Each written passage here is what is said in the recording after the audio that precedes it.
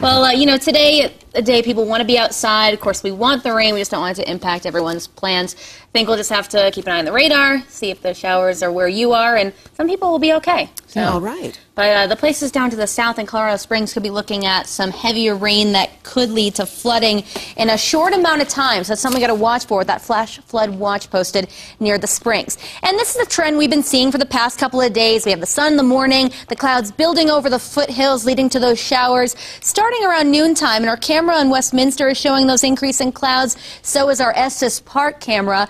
Now in Fort Collins, there's a little bit more haze and smoke there due to the fires in Wyoming. Northerly winds sending in some of that smoke, so that is impacting some of the air quality there and the visibility. So you'll see that for Fort Collins and Greeley, and then of course going further north into Wyoming. It's a very warm afternoon. We're in the upper 80s downtown and at DIA. Wind's a little bit breezy, and there's that northerly component showing the wind direction behind that very weak cold front moving in from the north.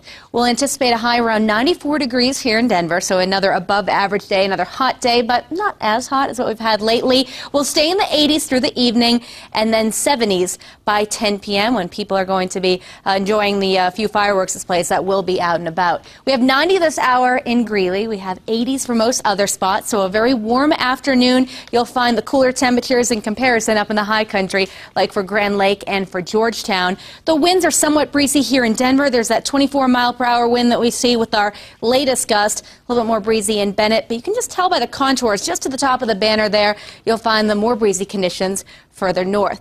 There's that flash flood watch. We don't have any more advisories posted for Colorado, so that is good news, but we'll just have to watch for that heavy rain in a short amount of time, and without the ability to really retain much moisture, it's going to run off very easily in the Colorado Springs area. Not a whole lot showing up on the radar right now, especially near the springs. Nothing on the radar here in the 11 o'clock hour. Western Boulder County could be looking at a few showers starting to evolve, and those will only intensify as we go through the next few hours. We'll see that on the Futurecast. Let's go to about 3 p.m., and you can tell at the high country going into the foothills will be the prime area, but the latest run of our computer model guidance is showing that the Denver metro area doesn't have a whole lot headed in our direction. Here we are Wednesday at 6 p.m. going into the evening, so it's going to be the hit-or-miss showers that may impact your 4th of July plans. I was going to take a quick look at the Futurecast from a statewide perspective, but maybe I'll show you that in the next go-around of the forecast. Instead, I'll show you your forecast in writing,